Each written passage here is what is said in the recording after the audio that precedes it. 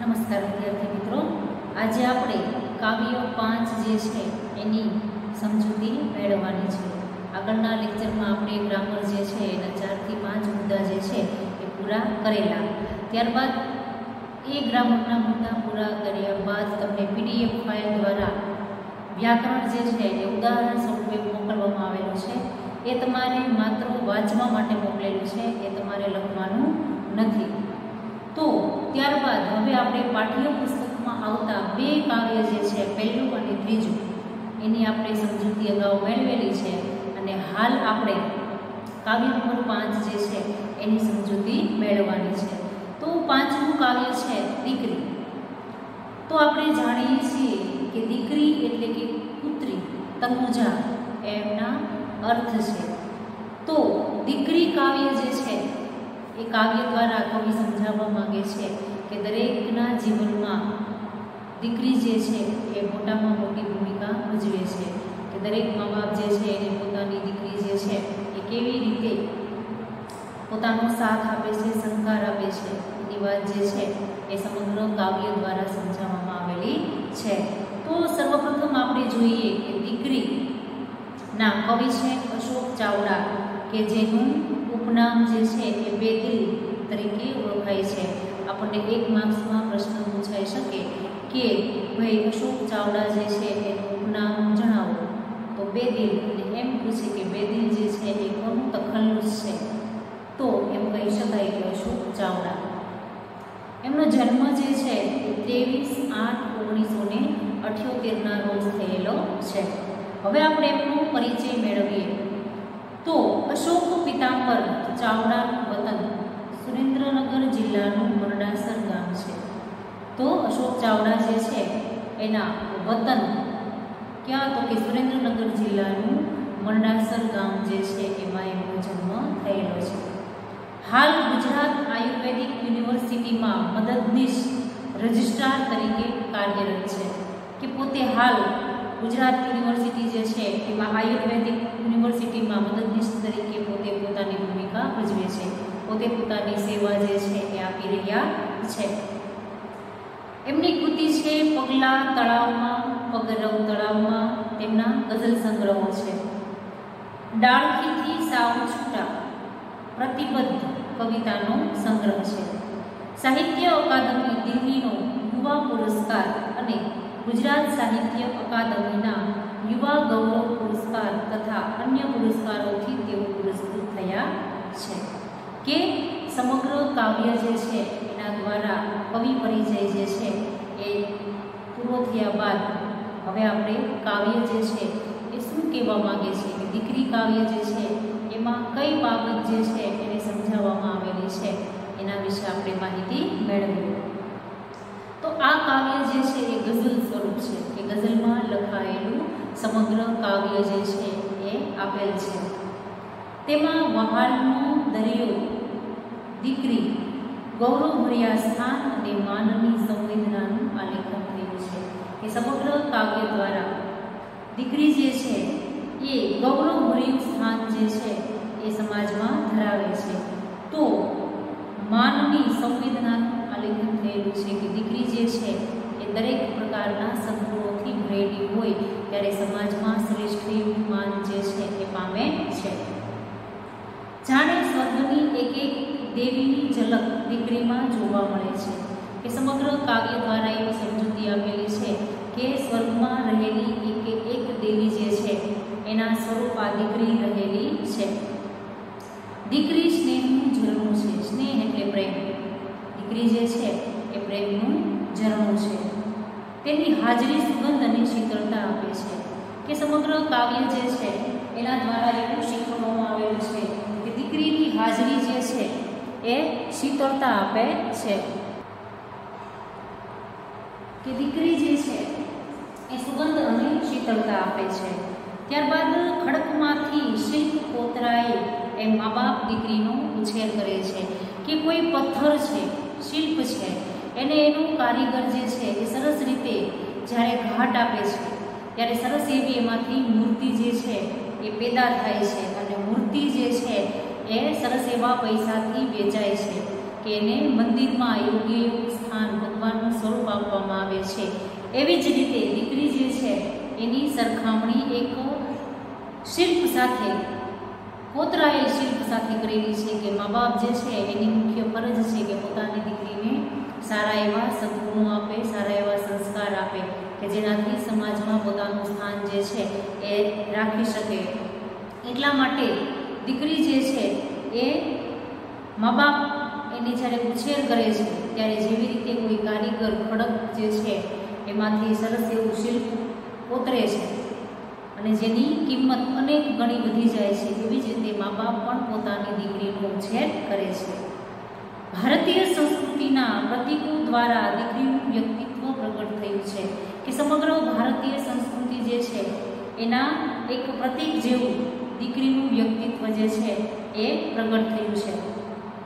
મોટી થયા પછી સમજની દીકરી મા બાપને હાથ દે છે. શું કહે છે કે દીકરી જે છે એ નાની હોય એમાંથી જ્યારે મોટી થાય છે ત્યારે સમજણી થાય છે અને ખબર પડી જાય છે કે દીકરીની જાત થઈ અને પોતાએ સમાજમાં કેવી રીતે રહેવું. તો દીકરી જે છે એ પોતાના બાપને હાથ દે છે. હાથ દેવો રૂઢિપ્રયોગનો અર્થ છે કે જેનો અર્થ થાય પોતાના પિતાને સહારો આપવો, સાથ આપવો. સહાયભૂત થાય છે કે હંમેશા પોતાના માતા પિતાને કામમાં પોતે સહાય આપે છે. એ નાજુક ચિત્ર યાદગાર છે કે આ કાવ્ય દ્વારા નાનું એવું ચિત્ર જે છે એ રજૂ કરવામાં આવેલું છે કે દીકરી જ્યારે નાની હોય ત્યારે મા બાપ પોતાની ફરજથી તમામ પ્રકારના સંસ્કારોનું સિંચન કરે છે અને એ સિંચન કર્યા બાદ દીકરી જ્યારે મોટી થાય અને પોતે સરસ એવું કામ કરે ત્યારે પોતાના માતા પિતાને પોતે સહારો આપે છે. દીકરીની વિદાય પછી ભીની થતી પાપણમાં દરેક વખતે દીકરી પ્રત્યક્ષ થાય છે કે એક સમય એવો આવે છે કે મા બાપ પોતે પોતાની દીકરી જે છે એ યુવાન થઈ જાય ત્યારે પોતાના ઘરે એટલે કે સાસરે મોકલે છે. ત્યારે જે સમયે એને સાસરે વળાવેલી છે એ સમયે પોતાની આંખની પાપણ જે છે એ ભીની થવી, એનો મતલબ એમ કે આંખોમાં આંસુ આવવા. તો એ આંખોમાંથી આંસુ વહી જાય છે એ હજી પણ એના પિતાજી એ પ્રસંગને યાદ કરે છે ત્યારે એની આંખની પાપણ જે છે એ ભીની થાય છે અને એ ચિત્ર જે છે એ પોતાની નજર સમક્ષ હાજર થાય છે. પિતાની નજરે આલેખાયેલું દીકરીનું વત્સલ અને મધુર વ્યક્તિત્વ છે કે એક પિતા જે છે એની દ્રષ્ટિએ પોતાની દીકરી જે છે એ કેવી હોય એનું આલેખન જે છે એ કેવું છે તો કે દીકરીનું વત્સલ એટલે કે વહાલભર્યું અને મધુર એટલે કે બીજાને ગમે એવું વ્યક્તિત્વ આ સમગ્ર કાવ્ય જે છે એ ધરાવે છે. દીકરીના વ્યક્તિત્વની મહત્તા અને માતા પિતાના મનોભાવોને ગઝલમાં સુંદર વાચા આપવામાં આવેલી છે કે સમગ્ર કાવ્ય જે છે એમાં સમજાવ્યા પ્રમાણે કે દીકરી જે છે એના વ્યક્તિત્વની કેટલી મહત્તા એટલે મહત્વ, સમગ્ર જીવન દ્વારા પોતાનું વ્યક્તિત્વ, પોતાનું ચારિત્ર્ય જે છે એ કેટલું મહત્વ ધરાવે છે અને માતા પિતાના મનોભાવો એટલે કે મનની અંદર રહેલા પોતાના ભાવો, પોતાની ઈચ્છાઓ આ ગઝલ જે છે એ પોતે પોતાની વાચા એટલે વાણી દ્વારા રજૂ કરે છે. એક દીકરી તરીકે મા બાપ જે છે એ પોતાની દીકરીનો ઉછેર કેવી રીતે કરે છે અને માતા પિતાની કેવી ઈચ્છા હોય કે પોતાની દીકરી જે છે એ સમગ્ર સમાજમાં કેવું સ્થાન ધરાવે અને દીકરી કેવી હોઈ શકે એના વિવિધ લક્ષણો જે છે એ સમગ્ર કાવ્ય દ્વારા રજૂ કરવામાં આવેલા છે. તો આમાં આવતા અમુક પ્રકારના સમાનાર્થી શબ્દ જે છે એ આપણે બોર્ડ ઉપર લખેલા જ છે અને એ સિવાયના શબ્દ જે છે એ તમને હું કાવ્યની સમજૂતીમાં કહેતી જઈશ. તો સમગ્ર કાવ્ય જે છે એની આપણે સમજૂતી મેળવીએ કે અગાઉ કીધેલું છે તેમજ કે સમગ્ર કાવ્ય જે છે એની એક કાવ્ય પંક્તિના શબ્દો જે છે એ સમજૂતી રૂપે યાદ રાખવાના છે. કોઈ પણ કાવ્ય પંક્તિ પ્રશ્ન સ્વરૂપે પૂછાઈ શકે, કોઈ પણ કાવ્ય પંક્તિ જે છે એની સમજૂતી આપો એવી રીતે કાવ્ય પંક્તિ પણ પૂછી શકાય અને છેલ્લે એમ પણ સવિસ્તર જવાબમાં પૂછી શકાય કે સમગ્ર કાવ્ય જે છે એનો ભાવાર્થ સ્પષ્ટ કરવો અથવા શીર્ષકની સ્પષ્ટતા કરવો, યથાર્થતા ચર્ચો, ગમે એ પ્રશ્ન જે છે એ પૂછાઈ શકે. એટલે કે સમગ્ર કાવ્ય જે છે એને આપણે યાદ રાખવાનું છે. તો સૌથી પહેલાં આપણે જોઈએ કે પહેલી કાવ્ય પંક્તિ જે છે એમાં દીકરી જે છે એની શું વાત કરેલી છે? સ્વર્ગની એક એક દેવીની ઝલકમાં દીકરી છે, સુખડ ચંદનને કુમકુમના તિલકમાં દીકરી. કે કવિ જે છે એમ કહે છે કે સ્વર્ગની એક એક દેવીની ઝલકમાં, ઝલક એટલે કે કોને કહી શકાય? તો કે ઝલક એટલે એક પ્રકારની તેજસ્વીતા, શોભા. સ્વર્ગમાં રહેલી તમામ પ્રકારની દેવીઓ, કે આપણા હિન્દુ ધર્મમાં આવતા દેવી દેવતાઓ જે છે એમાં ઘણી બધી દેવીઓ રહેલી છે. અલગ અલગ ધર્મના લોકો અલગ અલગ દેવીઓનું પૂજન કરે છે. તો એ પૂજન દ્વારા આપણે કહી શકીએ કે સ્વર્ગની એક એક દેવી એટલે કે તમામ પ્રકારની. તો કે સામાન્ય રીતે આપણે એમ કહી શકીએ કે દીકરી જે છે એ આપણે સવિસ્તર જવાબ પૂછવો હોય તો એમ કહી શકાય કે દીકરી જે છે એ સાક્ષાત અન્નપૂર્ણાનું સ્વરૂપ છે. શું કામ? કેમ કે પોતે સમગ્ર પરિવારને સરસ એવી રસોઈ બનાવી અને જમાડે છે. તો આથી એની સ્વર્ગની દેવીનું પહેલી એક દેવી જે છે એના એક લક્ષણ થયું. બીજું થયું કે ચામુંડા એટલે કે પોતાની જાતની રક્ષણ કરનારી છે. કે કોઈ પણ આફત આવી પડે તો હારી અને બેસી રહે એવી છે નહીં, પણ પોતે પોતાનું રક્ષણ જે છે એ કરી શકે.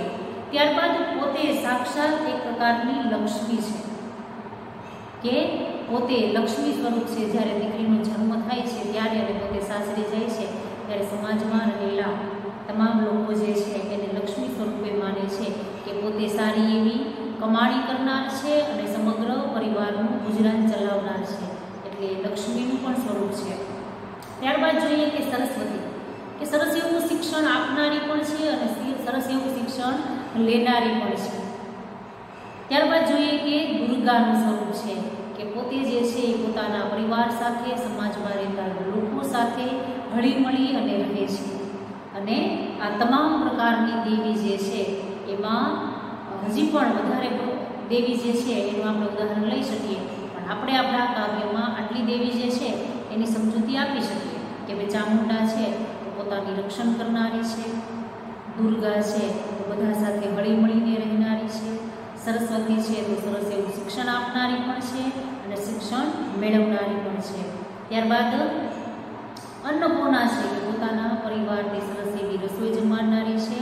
અને લક્ષ્મીનું સ્વરૂપ છે કે પોતે સરસ એવી કમાણી પણ કરે છે અને પોતાના પરિવારનું સંચાલન પણ કરે છે. તો આ તમામ પ્રકારની સ્વર્ગમાં રહેલી દેવીઓ જે છે એની શોભા સમાન દીકરી રહેલી છે, કે તમામ પ્રકારના રૂપ અને ગુણોથી ભરેલી આ દીકરી જે છે એની સમગ્ર કાવ્ય દ્વારા કવિ જે છે એ શરૂઆતમાં જ દેવીઓ સાથે આ દીકરીની સરખામણી કરે છે, કે જેવી રીતે સ્વર્ગમાં રહેલી આ તમામ પ્રકારની દેવીની શોભા છે એવી જ પોતાની દીકરીની શોભા રહેલી છે.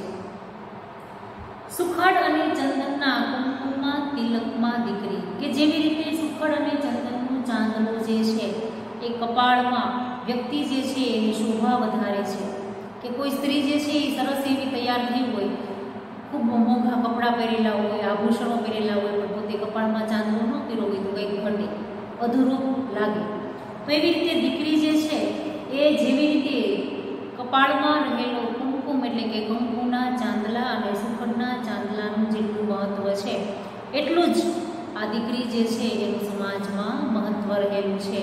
એવી જ રીતે દીકરી સમગ્ર સમાજમાં આ રહેલી છે. તો પહેલી કાવ્ય પંક્તિને આપણે સમજૂતી મેળવી કે તમામ પ્રકારની સ્વર્ગમાં રહેલી દેવીની શોભા રહેલી છે, એનામાં શક્તિ રહેલી છે એવી જ આ દીકરી છે. જેવી રીતે શરીર જે છે એમાં કપાળમાં રહેલા ચાંદલાનું જેટલું મહત્વ છે એટલું જ મહત્વ સમગ્ર સમાજમાં દીકરીનું રહેલું છે. બીજી કાવ્ય પંક્તિ જોઈએ કે સ્નેહનું ઝરણું ફૂટે એનું જ આ પરિણામ છે, કે મા બાપ જે છે એ જ્યારે દીકરીનો જન્મ થાય ત્યારથી લઈ અને પોતે સમજણી થાય ત્યાર સુધી અને પોતે મોટી થાય સાસરે જાય ત્યાં સુધીમાં તમામ પ્રકારના સંસ્કારોનું સિંચન કરે છે.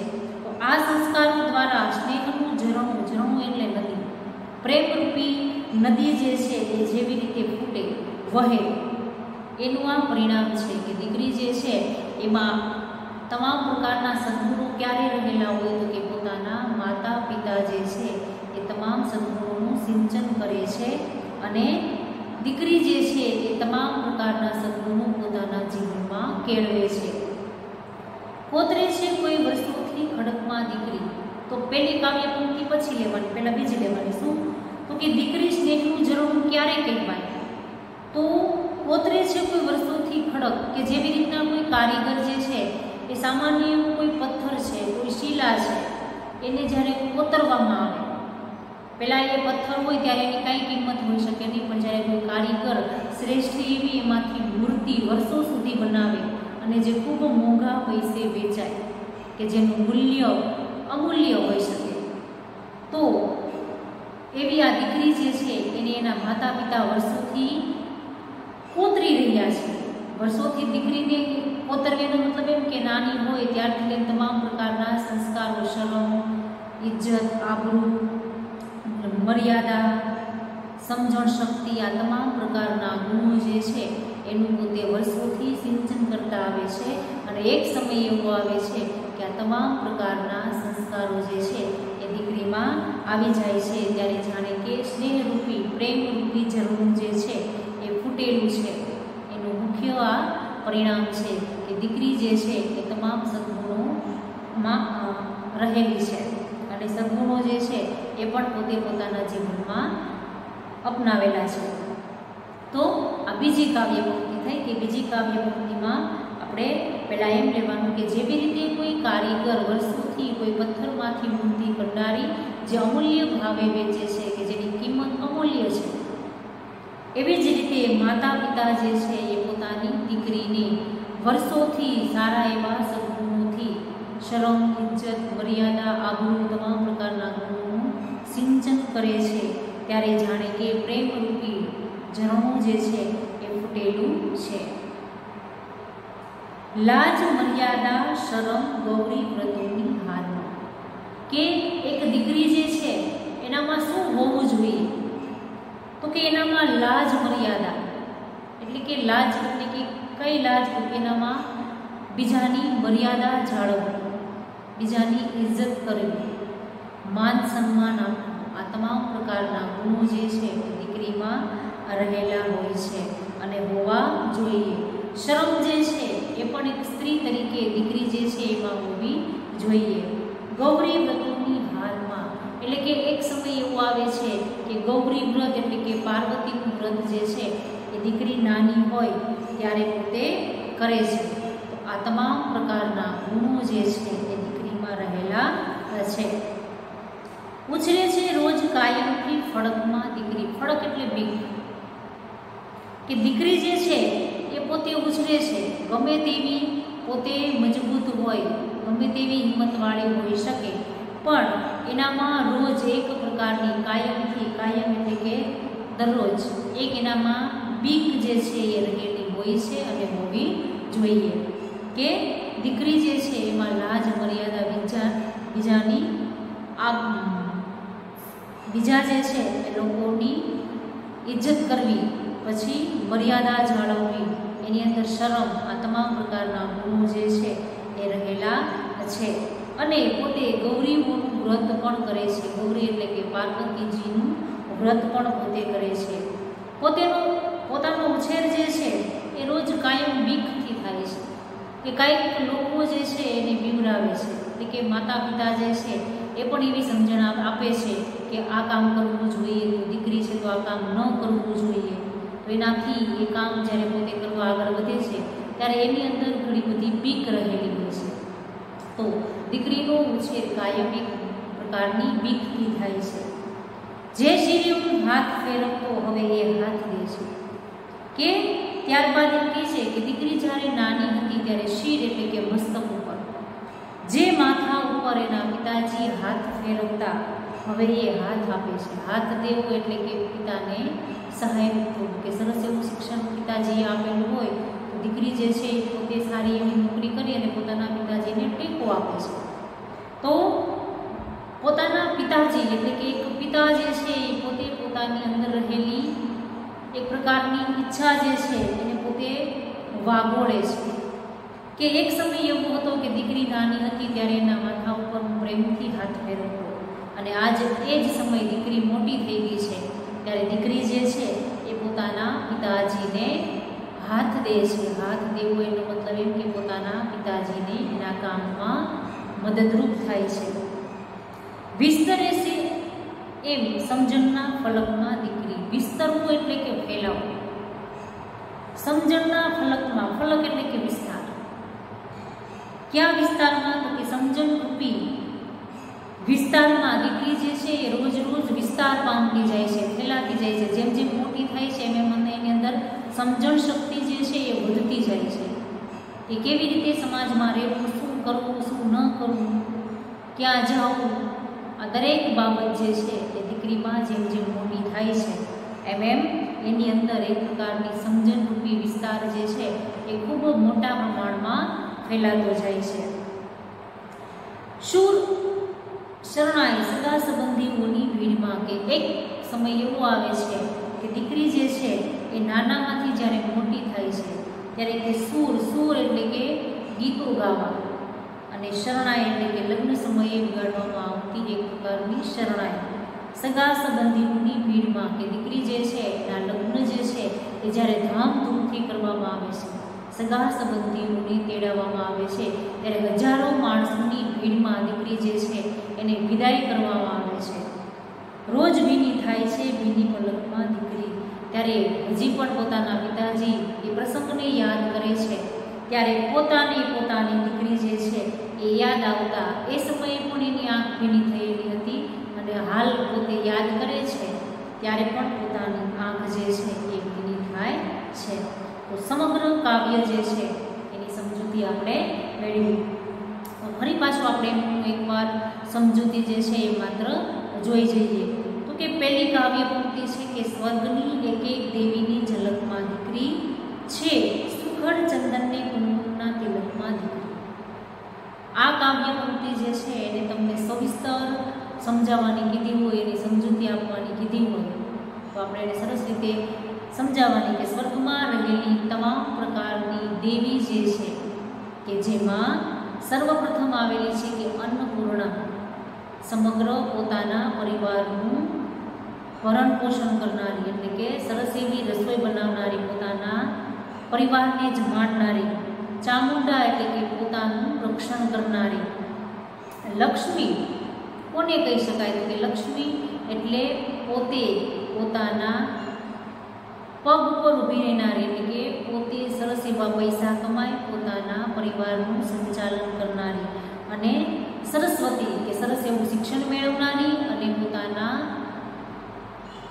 બાળકો જે છે, પોતાના પરિવાર જે છે એને શિક્ષણ આપનારી. અને દુર્ગા કે બધા સાથે હળી મળીને રહેનારી. આ તમામ પ્રકારની દેવી જે છે એની શોભામાં દીકરી રહેલી છે. જેવી રીતે સમગ્ર શરીરમાં ચંદનના કુમકુમ એટલે કે કંકુના તિલકનું મહત્વ રહેલું છે, એવી જ રીતે દીકરી જે છે એ પણ સમગ્ર સમાજમાં માન સન્માન પામેલી છે. ત્યારબાદ બીજી કાવ્ય પંક્તિ છે કે સ્નેહનું ઝરણું ફૂટે એનું જ આ પરિણામ છે, પોતરે છે કોઈ વર્ષોથી ખડગમાં દીકરી. કે જેવી રીતે પ્રેમનું ઝરણું જે છે એ ફૂટે છે એનું મુખ્ય પરિણામ શું છે? તો કે એની નીચેની કાવ્ય પંક્તિ પહેલાં લેવાની કે કોઈ શ્રેષ્ઠ એવો શિલ્પકાર જે છે, કારીગર જે છે એ પોતે વર્ષોથી કે કોઈ જેની કિંમત નથી એવા પથ્થર જે છે એમાંથી સરસ એવી મૂર્તિ કંડારે છે, અને વર્ષોના વર્ષો વીતી ગયેલા બાદ સરસ એવી મૂર્તિ એમાંથી કંડારાય છે.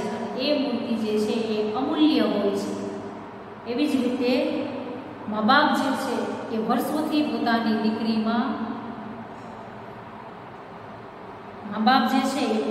દીકરીમાં વર્ષોથી સારા એવા સંસ્કારો, સદગુણોનું સિંચન કરતા હોય છે. તો આ એનું મુખ્ય પરિણામ છે કે એક સમય એવો આવે છે કે પ્રેમરૂપી નદી જે છે એ ફૂટે છે. દીકરી જે છે એ નાનામાંથી સમય આવતા એનામાં સમજણ શક્તિ જે છે એ પણ મોટી થતી જાય છે, અને એનામાં સરસ એવા સંસ્કારોનું સિંચન પણ થાય છે. કે દીકરીમાં બીજાની સાથે કેવી રીતે રહેવું એવી સમજણની સાથે સાથે લાજ મર્યાદા અને શરમ પણ હોવી જોઈએ કે બીજાની સાથે સારો વ્યવહાર કરતા શીખવું, મર્યાદા કેવી રીતે રાખવી, શરમ રાખવી, આ તમામ પ્રકારના ગુણો જે છે એ દીકરીમાં હોવા જોઈએ. એક સમયે દીકરી જે છે એ મોટી થાય છે તો થોડીક મોટી થતાં પોતે પાર્વતીજીનું વ્રત કરે છે કે દીકરીનો ઉછેર જે છે એ કાયમ બીકમાં થાય છે. દીકરી જેમ જેમ મોટી થાય છે એમ એની અંદર બીક જે છે એ પણ વધતી જાય છે અને અમુક એવી બાબત જે છે કે જેનાથી એનો એવો ઉછેર જ કરવામાં આવે છે કે આ વસ્તુ જે છે, આ કામ જે છે એ દીકરીએ કરાય, આ કામ ન કરાય, એવા લોકોના અભિપ્રાયથી પોતે જે છે એ રોજ રોજ એક પ્રકારની બીકમાં એનો ઉછેર થતો જાય છે. એના પિતાજી જે છે એ પોતે વિચાર કરે છે કે જ્યારે પોતાની દીકરી નાની હતી અને હવે મોટી થઈ ગઈ છે ત્યારે એના પિતાજી જે છે એ પોતે વિચાર કરે છે કે જે માથા ઉપર હું એક સમયે નાની હતી ત્યારે હાથ ફેરવતો એ જ દીકરી આજ મને હાથ આપે છે. હાથ આપે છે એનો મતલબ એમ કે મને સહારો આપે છે, કામમાં મદદરૂપ બને છે. વિસ્તરે છે એમ સમજણના ફલકમાં દીકરી, કે દીકરી જે છે એ શું કરે છે તો કે સમજણરૂપી વિસ્તારમાં પોતે રોજ વિસ્તરે છે, એટલે કે ફેલાતી જાય છે. એનામાં નવી નવી સમજણ આપોઆપ જેમ જેમ મોટી થાય છે એમ એમ આવતી જાય છે. સૂર શરણાય સગા સંબંધીઓની ભીડમાં રોજ ભીની થાય ભીની પલકમાં દીકરી, કે એક સમય એવું આવે છે કે દીકરી મોટી થાય છે તો એના પિતાજી જે છે એને સાસરે મોકલે છે. તો સૂર એટલે કે લોકો ગીત ગાય છે, શરણાઈ જે છે એ વગાડવામાં આવે છે અને સગા સંબંધીઓને તેડાવવામાં આવે છે. તો આ સગા સંબંધીઓની વચ્ચે પોતે ધામધૂમથી પોતાની દીકરીના લગ્ન કરી અને એને સાસરે વળાવે છે. ત્યારે આ પ્રસંગ યાદ કરતા હજી પણ જ્યારે જ્યારે પોતાની દીકરીને યાદ કરે છે ત્યારે એના પિતાજીની આંખ જે છે એ ભીની થાય છે. તો સમગ્ર કાવ્ય જે છે એના દ્વારા પોતાના જીવનમાં મા બાપ જે છે એના જીવનમાં અને સમગ્ર સમાજમાં રહેલા લોકો જે છે કે જેની દીકરી છે એ દરેક મા બાપ જે છે એને સમગ્ર કાવ્ય દ્વારા અહીં ભણી લેવામાં આવેલા છે કે દીકરી જે છે એના જન્મ બાદ એના સંસ્કારો, દીકરીના સંસ્કાર, એનામાં સદગુણોનું સિંચન કેવી રીતે થયેલું હોય છે અને મા બાપ જે છે એના જીવનમાં પોતાની દીકરીનું કેટલું મહત્ત્વ હોય છે એ સમગ્ર કાવ્ય જે છે એની સમજૂતી દ્વારા કવિએ વ્યક્ત કરેલું છે કે પિતા તરીકે પોતાની દ્રષ્ટિએ પોતાની દીકરી કેવી હોય એની સમગ્ર કાવ્ય દ્વારા સમજૂતી આપેલી છે.